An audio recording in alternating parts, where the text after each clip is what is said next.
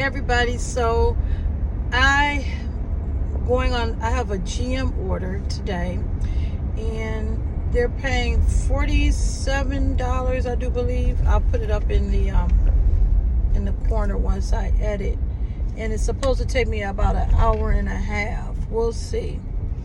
My goal is to do 200 before noon because I have to work on my real estate today. I have another listing. Yay! So I have another listing, and I have to do some editing for some content, and then I have to get ready for a notary later on.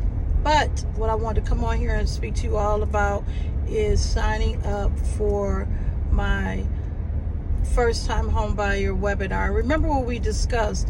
Just because you haven't purchased a home in maybe 5 years, 3 years, you're considered a first time home buyer. And when I'm saying that is that because that means that you'll be able to take advantage of all of the different programs for first time home buyers.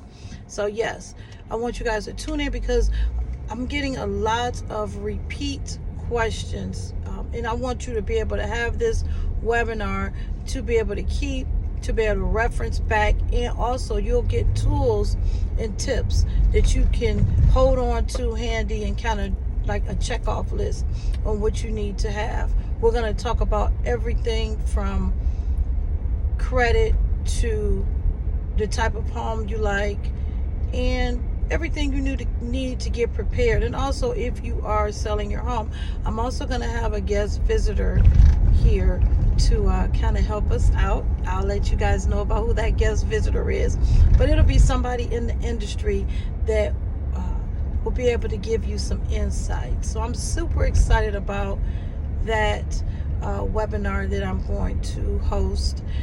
I need you all to just put your email in the chat, email on my Stand Store, email in my email. It's very easy to get in touch with me, so I don't want you to miss that webinar. Again, it's coming up soon. It's going to be a first time home buyer webinar. Also, if you all have any suggestions on any other type of webinars that you'd like for me to have, please feel free to reach out in the chat. I'm fortunate enough and blessed enough that during all these decades, I really became educated. And it wasn't becoming educated because I just wanted to know. It was partly because it was a lot of secrets, a lot of things that were being held back, and I wanted to find out. So I just went on and took the class. Just like the mortgage loan officer to be an MLO. I've actually taken that class twice. I just never took the test. So I'm like, yeah, what else do I need to put on my plate? But the mortgage loan piece is the most significant piece that you can have, because that sets you up and tell you what your buying power is. Now, I have 12, going back to this Spark, I have 12 stops that I'm doing, and they're just with little packages, very little packages. So I have 12 stops. So I'm going to showcase that. Very easy peasy. And like I said,